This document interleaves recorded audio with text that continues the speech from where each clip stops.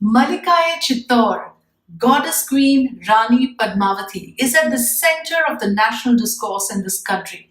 This is a story that ranges across human emotion, from courage and valor, honor and dignity, to anger and aggression, to mystery, and now a lot of suspense over Sanjay Leela Bhansali's Rani Padmavati.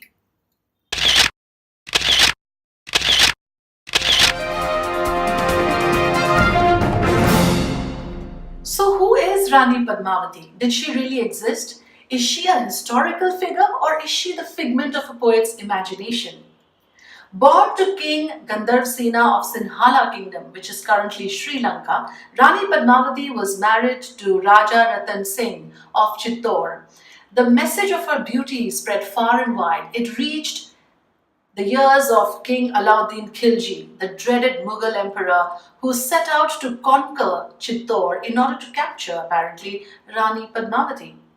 But what happened? Before the King Alauddin Khilji could capture her, the queen decided to immolate herself. She committed Johar along with several hundreds of other Rajput women. Now, is this a historical account? No. This is a story told in the poem Padmavat by 14th century Awadhi poet called Muhammad Malik Ilyasi. So then, is Rani Padmavati only the figment of Ilyasi's imagination? Well, not for the Rajput community. They believe that not only did Rani Padmini exist, as they call her, but she attained the status of a deity, and therefore the story of Rani Padmini for the Rajputs is that sacred chapter of history which cannot be exploited for commercial interest. So when we look at Sanjay Leela Bhansali's attempt to make a movie out of Rani Padmavati's life, we must look at it at this context, that this is sacrosanct for the Rajput community, the community that is known for pride and honor and valor. They do not want this dark, tragic chapter of their history to be made into a movie for mass entertainment. The second point of argument here is that there are state governments now that have stepped in to ban this movie. It is being seen as if the state government is siding with the fringe element, with the hardline view. But the point of argument here is that freedom of expression is not absolute. The Constitution also talks about reasonable restrictions, and therefore the state government says it is well within their rights, in the interest of managing public order, in the interest of peace and stability in their territory, they cannot allow a movie like Padmavati to release.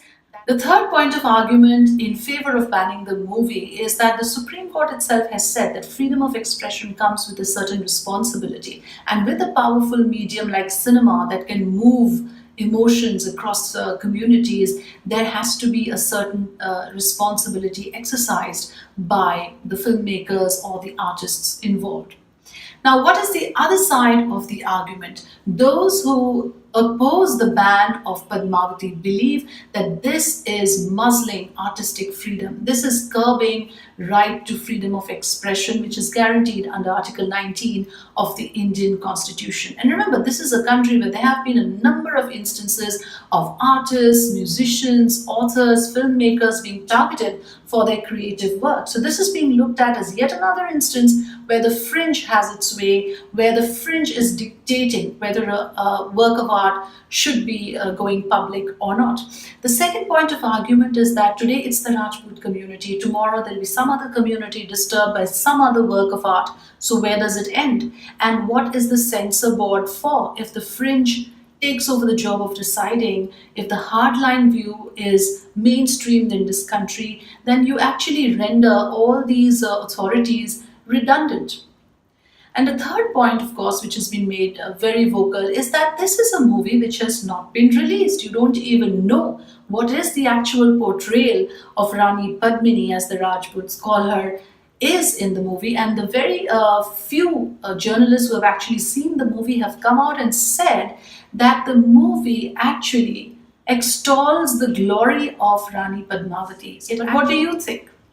Do write in to me. I'll be waiting to hear from you. Thanks for watching Two Sides to the Coin.